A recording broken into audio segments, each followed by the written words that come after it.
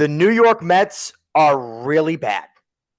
The last time we talked, we said both the Yankees and the Mets were bad. The Yankees responded by going 8-1 in their last 9 and sweeping the Royals, the Red Sox, and then taking 2 out of 3 from their hated Houston Astros.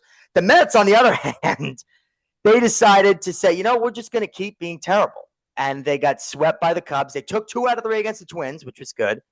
But then they got swept by the Rockies. So I'm just going to let Henry take it away and give us what he's thinking.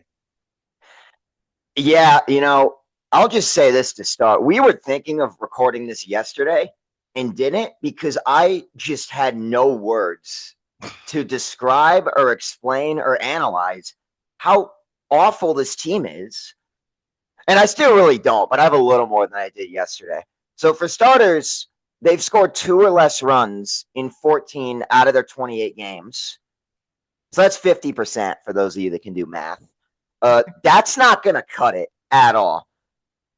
It's honestly a miracle they've won 9 games hitting like that.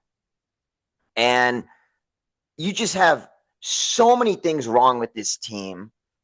I'll start with the player. Every player besides Clay Holmes, Nolan McLean, and kind of Juan Soto, although he hasn't even been that good since he came back, is just awful.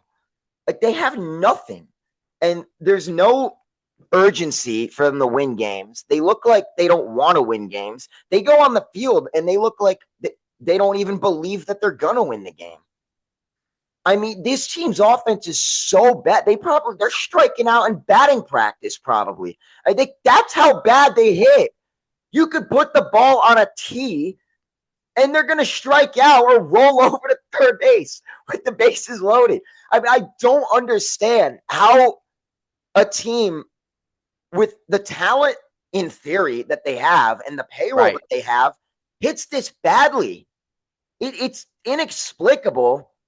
And I just can't explain it because the offense, the projections loved them. And they like the pitching. The pitching's not been the problem. The projections thought the offense was going to be top 5 in the league. Not only is it the worst in the league, we're starting to have concerns. It might be one of the worst of all time. It's unbelievable how just lethargic this offense is. And I honestly can't explain it. Yeah, I mean, coming into the year, I thought that you could argue that they improved the offense. Even with losing Pete Alonso, you brought in Bo Bichette, who hit 320 last year, had that huge home run in the World Series, seemingly thought that was going to be the World Series clincher for the Jays. And he hasn't been what was expected of him. I think he might still be injured, to be honest. Definitely possible. I mean, Marcus Semien has not been the hitter that he used to be when he was an MVP candidate in Texas, but he's still, around an average to below average hitter. He is not even close to below average right now. Awful. So all the additions they made, Jorge Polanco, he's hurt, but when he wasn't hurt, he was terrible too. So it just seems like every single addition they made that seemingly was a good fit. Jorge Polanco had an unbelievable playoff run for the Mariners. So it seemed like these things, it could fit and it could work. And just none of it has worked.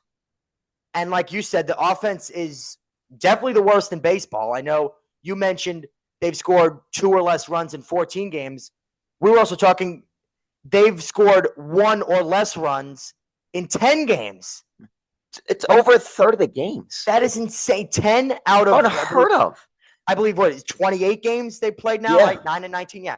So 10 out of 28 games they played, they have scored 1 or less run. It's almost impossible to win. I mean, it is impossible to win a baseball game if you score less than 1 run. If you only score 1 run, it's pretty impossible to win a game too. So something is clearly extremely wrong with the offense, obviously. And like you said, the pitching hasn't been bad. But to not even be able to hit the Rockies? I get it. You were playing the Los Angeles Dodgers. They won the World Series. They got better after winning the World Series. Fair enough. I get not being able to hit against the Dodgers. That's fine. Even the Cubs, I get that. They're going to be in the playoffs. They're probably going to win the Central. They're a World Series contender probably. Then you play the Twins. Okay, you take 2 out of 3. That's what you should do against the Twins. And then it seemed like maybe Maybe there was some momentum going in. They had won 2 straight. And then in game 2 of the doubleheader, they had bases loaded, 1 out in the first inning and the 8th inning, and couldn't scratch in a run. Couldn't. It just can't happen. That just can't happen. Yeah, and it's funny you bring up the point of who they can't hit, because that's another thing that makes it so hard to explain. Is you look at the pitchers they faced, and really besides the Dodgers, there's no one that should be scaring a team that's supposed to be as good as the Mets. I mean, and the Cubs, they're facing Javier Assad. Couldn't get anything off of him. Jameson Taillon. I know you're not a big fan of him from his time on the Yankees. No, not at all. He's a guy you should be knocking around. I get the Cubs are good, but it's really because of the offense. And you go to the Twins, the game you lost, Simeon Woods Richardson, they couldn't get. I mean, they got 4 hits off the Twins in the game they lost against Simeon Woods Richardson in the Twins bullpen. Then their offensive explosion was against Joe Ryan, so that's great. You would have thought they would have been instilled with a little bit of confidence hitting a good pitcher. And then you go to the Rockies, and it's Aaron Savali, Jose Quintana, and Chase Dolander. And you scored 4 runs that series?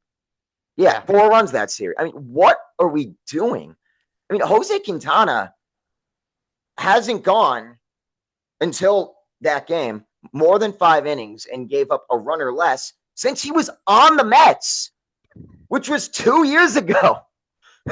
So I don't understand what they're teaching these hitters, because it seems to be a consistent theme where people come in from other teams to the Mets and can't hit anything. So, we talked about the coaching staff last time. Right. And I think after watching the next 9 games, I still think Carlos Meneses should be fired, but I'm starting to think this is not even his fault, because at some point you got to hit the ball, and the manager's not the one swinging the bat. And you really can't say he hasn't made any adjustment. He's switching the lineup order all the time. He's figured something out with David Peterson getting Tobias Myers in as the opener. You can't say he hasn't tried stuff. And half the time they're losing. It's not like the decision is a bad decision. That he's he pinch hits the lefty against the righty in a big spot. But they have to hit. Yeah, absolutely. You can complain all you want about the bullpen management. Who cares if you're losing every time, because you have 1 run on 3 hits against the fucking Rockies? I mean, at some point, it's got to be on the players. And I think I'm starting to be in the camp thinking, I think the team is just not good. It's just a bad team. I was saying, we were saying, the season's not over 9 games ago. I'm going to tell you something, Luke. The season is over.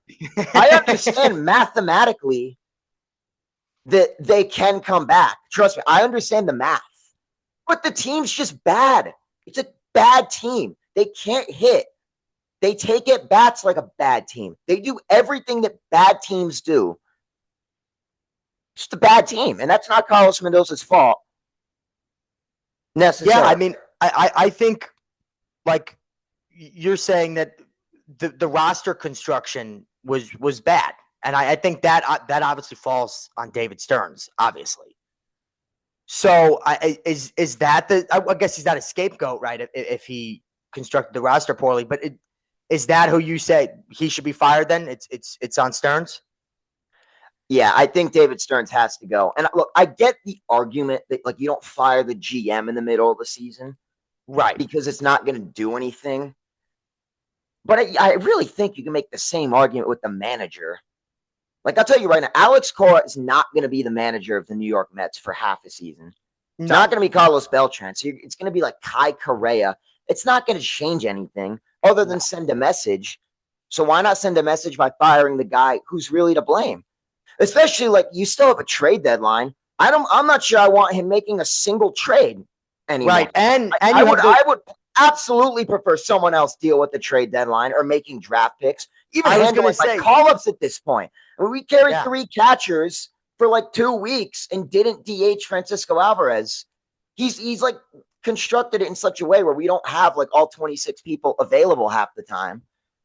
He's the one that's really asleep. And I understand that you're 9-19 on a team with such high expectations. You're going to have to fire the manager, even if it's unfair, which is why I still think they should. But I just want it to be known that this is not entirely his fault. It's not even half his fault. It's like maybe 5 to 10% his fault, and mostly on David Stearns and the players, of course. Yeah, I think every team or every fan base, they put too much, I guess, credit into what the manager can actually do. Right. I think in other sports, in football, they're calling the plays. Mm-hmm. If the plays are bad, the players can't really do much about it. In the NBA, it's a similar thing. They also, you call plays, you run plays in the NBA. Right. You have rotations, you have starting lineups. Those can really affect, those can really affect games and how players perform. Even in the NHL, the different lines you use, certain chemistries, and when you pull guys off the ice, and when you all these other sports, there are real like tactics involved and like in-game decisions. Baseball managers, they come into a game with a plan. Yeah. They come into a game, and I think Yankee fans are a lot with Aaron Boone. They do this a lot with, saying they give him too much credit, what he has power over. He'll come into a game saying, okay, I want Max Fried to go 6 or 7 innings. And then it's, this lefty lane will be for Tim Hill, and then we'll go Duvall, and then we'll go Bednar, and we win. A lot of the time it doesn't go that way, obviously. Right. But that's really all they can do. All they can do is maybe pinch hit a guy or make the right bullpen move. They can't just say mid-game, like, hit the ball. Well, yeah, no kidding. That's what everyone's getting up at the plate trying to do. They can't tell the pitcher, hey, throw strikes. Yeah, no kidding. That's what they're trying to do. So, like, there's only so much a manager can do. And I think when people, especially people who love other sports or watch other sports, and they see football coaches be bad or good, and they see hockey coaches and basketball coaches, even soccer coaches, you think that managers have more of a say over things when really it's up to the players and of course the GM, because the GM is the one who's picking the players to be on the roster. So I think if you were to fire Mendoza, it's more of a scapegoat. It's more of like, okay, we're really, really bad. We don't want to fire Stearns. Maybe we want to give him another year. He's only had, 2 off seasons, whatever it is. Or it's really just, okay, we need to send a message. We need to tell the players, hey, enough's enough. You guys stink. You got to get it together. And we don't want to fire the GM doing that. Yeah, that's really the main thing. First, there is some stuff to be said about like the bullpen management of Mendoza or the lineup construction. But I don't even think the bullpen management is a problem. But at some point, it's not that bad. Like, it's like, you're getting mad that he put Devin Williams in a close game in the 9th, but it's like, that's the closer. Like, exactly. I don't see you got to give him some run. And it's like, okay, he's terrible. He might go down as one of the worst Mets ever at this pace. He's basically a spy at this point. But like, he's going to put Austin Warren in the 9th? Like, then what if you lose? Then he really looks like a moron doing that. Of course, Devin Williams is going to go. He's the closer. They're paying him like a closer. And, or like the lineup construction. Like, who can he even put in the lineup? They're all terrible. MJ Melendez, like Luis Torren, like who do you put in? No one's hitting. Yeah, it's not like he's got some guy that's had like, not a starter and has had like a handful of at-bats and has a 950 OPS. They're all bad. There's 3 players on the team that have an OPS above 700. Like, there's not much he can do. So the main argument, I think, with him is like the leadership. Like, clearly there's some kind of disconnect between the coaches and the players. Right. You would think, at least. I mean, and that's why you would fire him, because he's not, you could say he's not getting them ready to play. Whatever message he's sending in the clubhouse isn't getting through. That's really, I think, the main role of the manager, the leadership. And I understand the collapse last year, too. I'm not saying he should stay on. Like, you can't have this bad of a season and keep him on, especially after last year. But it's not his fault. And you can't fire him and not fire David Stearns. Agreed. Because it's just going to be the same shit with a new manager.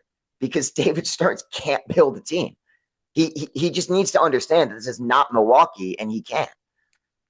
Yeah, I think at some points he's still kind of treating it like it's Milwaukee. Like signing Polanco instead of bringing back Alonzo, and dumping Nimmo's salary and bringing in Semyon. Like, I think in some ways, some of the moves he's making, he's still kind of taking. I mean, you should take money into account. Obviously, you don't want to give players crazy contract. That's you should take. But I think he's still thinking like he doesn't have the richest owner in baseball. It's like, right. Yeah. We've said multiple times. Steve Cohen has said that he wants to win at all costs. So I'm sure if you pay a guy $5 million more a year or whatever it is, or $15 million more over the course of a whole contract, you could probably convince him into doing that if you can convince him this is a World Series caliber team. So I think that might be the problem, is that he still has the Milwaukee low budget team that he's got to focus on and has to think that has to be his main priority is, okay, how do I get the best deal possible? How do I get this guy for less money? How do I do this? And so I think that is definitely part of the problem, where he's not thinking as if I'm in New York now. I'm in the biggest market in sports, basically, maybe besides LA. So yeah, that you got to think like you're in New York, and he hasn't, and it's going to cost him his job, like you said.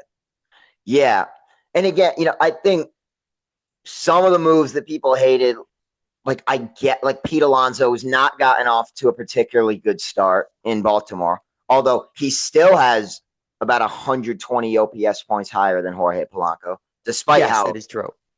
Pete Alonso like he's been. Edwin Diaz has a 9 ERA and is out for 3 months.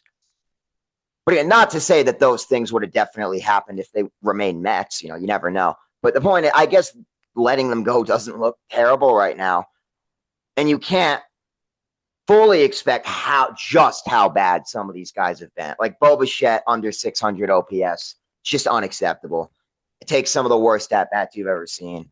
Francisco Lindor, like, forgetting how to play shortstop and then getting hurt is like insane. Mm-hmm. Even the guys that are supposed to be like, the kind of steadying forces towards the bottom of the order, like Brett Baty, Mark Vientos, we were like hoping for at least a 700 OPS. Not the best hitters on your team, but guys that can give you a good at bat have just been awful. Yeah. And at some point, like, the roster construction is terrible, but the players just suck. They're just not that good, and they're showing no signs of life. They're just, it's 9 dead men walking on the field every single day, except for the day off. Thank God there's one today, because I'd lose my mind even more. But so at some point, like, I don't know what's going on. I don't know. We're going to find out some things, hopefully, when coaches get fired. I hope they're going to talk to the media, and we'll find out what the hell went on in the clubhouse this year. Yeah. But there's all these things you can point to, the manager and the GM, and those are all valid. But I really think the main reason for why they're so bad is something that I just can't explain. It just doesn't make sense how bad this team is playing. Yeah, honestly, I don't think that there is a single explanation for it. It's not like, oh, well, Soto's out for the year now, or although, Soto was hurt for a couple weeks. Now Lindor's hurt, but it's not like they're playing well. I mean, with Soto, they were like 7-4 to start, and then, Soto started well, but yeah. But then, the slide, and he hasn't helped come back from that slide anyway. So yeah, it's not like, oh, well, the whole team is injury riddled. There are some injuries for sure. Right. But the injured players haven't even been very good. So and that's exactly my point. It's not, you can't blame one injury. You can't blame, there's just nothing to blame. It's the whole lineup itself. It's part of the bullpen. It's part of the starting pitching. Like Senga and now Scott have not been good. That's 2 out of your 5. That's 40% of your rotation. So there really isn't one person or one group of people to blame. It falls on the players. It falls on the coaches too, like you said, for not having them ready. And then it ultimately falls on the general manager for picking these players. Yeah. Yeah, it's just, at the end of the day, like I get it looks really grim, but like, some people say it's almost like it has to get better, especially offensively. Like it can't possibly be this bad all year. I would like to think that like at this pace they'd score one or less runs for like over 50 of the games. Like surely that's not going to happen. And I would hope Yeah, they you would kind of think figure not. out at least a fourth starting pitcher that's good.